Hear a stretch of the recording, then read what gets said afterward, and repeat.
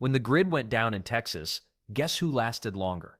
The guy with 50 acres and chickens or his neighbor in a cramped studio apartment? The answer will shatter everything you think you know about survival. When most people think about preppers, they picture some bearded guy in the middle of nowhere with a bunker full of canned beans and ammunition. But here's the thing.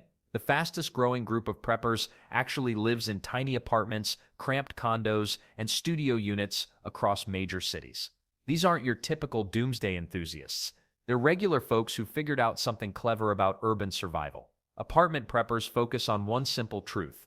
Most disasters don't last forever, but they hit fast and hard. A power grid failure, a supply chain breakdown, natural disasters that shut down transportation for days or weeks. These urban survivors aren't planning for the end of the world. They're preparing for the interruptions that actually happen in real life. What makes them different? Everything they stockpile has to earn its place. No massive grain silos or root cellars here. Every square inch counts when you're working with 600 square feet of living space. Their food storage fits under beds, in closets, and inside furniture that doubles as containers. We're talking about people who've turned pantry organization into an art form. Then there's the mobility factor. Unlike rural preppers who dig in and defend their territory, apartment preppers stay light on their feet. Their gear, portable, compact, and ready to move. Bug-out bags aren't just a backup plan, they're often the main plan. When your building loses power for a week or flooding reaches the second floor, being able to grab your essentials and get out beats trying to tough it out in a compromised location. City preppers think differently about threats too. They're not worried about societal collapse lasting years. Instead, they focus on the disasters that urban areas actually face: infrastructure failures, supply shortages, transportation shutdowns, and building emergencies. Makes sense, right? Why prep for unlikely scenarios when plenty of realistic ones keep emergency services busy every single day? The psychology behind urban prepping often surprises people. These aren't paranoid individuals hiding from society. They're often the most connected and informed members of their communities. They've seen how quickly normal life can get disrupted in dense population centers. A single water main break affects thousands. A power substation failure shuts down entire neighborhoods. Food deliveries stop, and grocery stores empty within hours. But here's where it gets interesting. Apartment preppers have developed strategies that challenge everything traditional preppers believe about survival. They've learned to work with city infrastructure instead of assuming it'll completely fail. They understand that urban disasters often mean temporary displacement rather than indefinite isolation. Well, the weird part is that this approach might actually work better than the traditional prepping model. Cities offer resources and recovery options that rural areas simply can't match. But they also present unique challenges that require completely different thinking about emergency preparedness. The question becomes, are apartment preppers onto something that rural homesteaders are missing? When you look at how cities actually handle disasters versus isolated properties, the answer might surprise you. Urban areas have built-in advantages that most people never consider until they need them most. When disaster strikes, apartment preppers get something homesteaders can only dream of: instant access to help. You're literally minutes away from hospitals, fire stations, and police departments.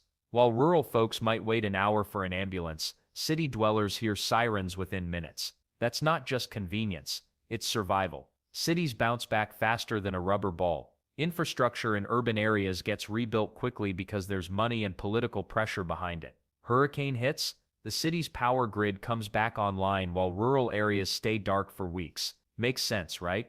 Politicians care more about millions of voters than scattered farmhouses. Then there's the apartment building itself, your personal fortress. Fire alarms, sprinkler systems, security doors, and sometimes even doormen who actually pay attention. These buildings are designed with safety codes that would make a homesteader jealous. Multiple exit routes, reinforced construction, and neighbors who notice when something's wrong. Water access in cities is ridiculously good compared to rural areas. Sure, homesteaders love bragging about their wells, but what happens when the pump fails? City apartment preppers have public water systems with massive backup reserves, plus stores packed with bottled water on every corner. Even during emergencies, delivery trucks hit urban areas first. Rural homestead? You're last on the list, assuming they remember you exist at all. Let's not forget climate control, keeping your supplies fresh. While homesteaders watch their stored food spoil in summer heat or freeze solid in winter, apartment preppers enjoy consistent temperatures year-round. Your canned goods, medications, and batteries stay stable. No worrying about your insulin freezing in the basement or energy bars melting into goo. Urban areas also mean multiple water sources beyond just the tap. Public fountains, office buildings, restaurants, hotels, water everywhere if you know where to look. During Hurricane Sandy, apartment dwellers found water in dozens of places while rural folks watched their single well system fail completely. But here's the weird part. Apartment preppers often have better emergency communication networks. Cell towers get priority repairs in cities because millions depend on them. Internet cafes, libraries, and public Wi-Fi mean staying connected when your home network fails. Rural homesteaders, they're lucky if they get one cell tower covering 50 square miles. Cities recover economically faster too. Businesses reopen, supply chains restart, and life returns to normal while rural areas struggle for months. Your corner store comes back before some remote homestead gets their first disaster relief check. Emergency services in cities work like a well-oiled machine because they practice constantly. Urban firefighters, paramedics, and police deal with crises daily. They know every street, every building, every shortcut. Rural emergency services, often volunteer-based and spread thin across huge areas. While homesteaders put all their eggs in one property basket, apartment preppers benefit from urban redundancy, multiple everything, multiple hospitals, multiple stores, multiple escape routes, multiple resources.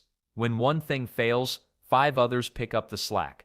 All these city advantages sound pretty sweet, but homesteaders would argue their rural setup has fewer weaknesses. Let's see if that's really true. Rural homesteaders love to brag about their land. 20 acres here, 50 acres there, maybe even 100 if they're feeling fancy. But here's the thing nobody talks about, all that space becomes a massive liability when disaster strikes. While apartment preppers worry about fitting supplies in a closet, homesteaders face the nightmare of defending property they can't even see from their front porch. Picture trying to secure a perimeter that stretches beyond your line of sight. Good luck with that. Intruders don't need to break down your front door when they can waltz in from any direction. Your neighbor 3 miles away? They're not exactly going to hear you screaming for help. Meanwhile, apartment dwellers have neighbors literally on the other side of thin walls who'll call 911 if someone sneezes too loud. Then there's the weather dependency that homesteaders pretend doesn't exist. Drought hits? Your carefully planned vegetable garden turns into expensive dirt. Too much rain? Everything rots. Pests decide your crops look tasty? Well, there goes your food security. Apartment preppers just walk to the backup store down the street. Makes sense, right? But the real kicker comes when homesteaders get sick or injured. All those survival skills mean nothing if you're laid up with a broken leg or fighting the flu for 2 weeks. Who's going to milk the goats then? Who's maintaining the generator or harvesting the crops? Your pristine homestead becomes useless without constant human input. It's like owning a fancy sports car that only runs when you're personally turning the engine by hand. Let's not forget the power situation. When the lights go out in the city, utility crews scramble to fix things fast because millions of people are affected. Out in rural areas, you might be waiting days or weeks for someone to drive out and flip your switch back on. Sure, homesteaders often have backup generators, but those need fuel. And fuel runs out, and the nearest gas station might be 30 miles away on roads that emergency crews haven't cleared yet. The medical emergency scenario gets even scarier. City folks complain about waiting 20 minutes for an ambulance. Try waiting 2 hours because the nearest hospital is 40 miles away and the paramedics got lost on unmarked dirt roads. That heart attack or broken bone suddenly becomes a life-threatening situation, not because of the injury itself, but because of where you chose to live. And the weird part is how homesteaders often isolate themselves from the very communities that could help them survive. They're so focused on being self-sufficient that they forget humans are social creatures who've survived for thousands of years by working together, not by hiding alone in the woods with a year's supply of canned beans. The reality hits hardest when you realize that bigger properties require bigger resources to maintain and defend. More space means more problems, not fewer. While apartment preppers are mastering the art of efficient living and quick adaptation, homesteaders are spread thin trying to manage everything themselves. But flexibility becomes even more crucial when you're working with limited space. Here's the thing about apartment living that homesteaders miss completely. When disaster strikes, you can grab your bug-out bag and be out the door in under 5 minutes. Your entire survival plan fits into a backpack or two. Try doing that when you've got chickens to relocate and a greenhouse full of tomatoes. Apartment preppers master the art of efficiency by necessity. Every square foot matters when you're working with 800 square feet instead of 80 acres. This forces you to choose gear that actually works instead of hoarding random supplies just in case. Your flashlight better be reliable because you don't have room for 12 backup options gathering dust in some barn corner. But here's where it gets interesting. Those thin walls everyone complains about? They become your early warning system during emergencies. Mrs. Chen next door starts moving furniture around at 2 a.m., you know something's up. Compare that to rural homesteaders who might not realize their neighbor 3 miles away evacuated yesterday. Makes sense, right? Then there's the transportation advantage nobody talks about. Cities offer multiple escape routes when things go sideways. Subway systems, bus lines, highways heading in every direction, even bike paths and walking routes. Rural folks often depend on one main road that could get blocked by a single fallen tree or accident. And the weird part is, public transportation keeps running longer than you'd expect during disasters because cities prioritize keeping people moving. Let's not forget the power of proximity during chaos. Having hundreds of potential allies within shouting distance beats having the perfect bug-out location 40 minutes away. Apartment preppers can quickly form groups, share information, and coordinate plans. While homesteaders are isolated on their properties, hoping their radio batteries hold out, city dwellers are organizing neighborhood watch groups and pooling resources in real time.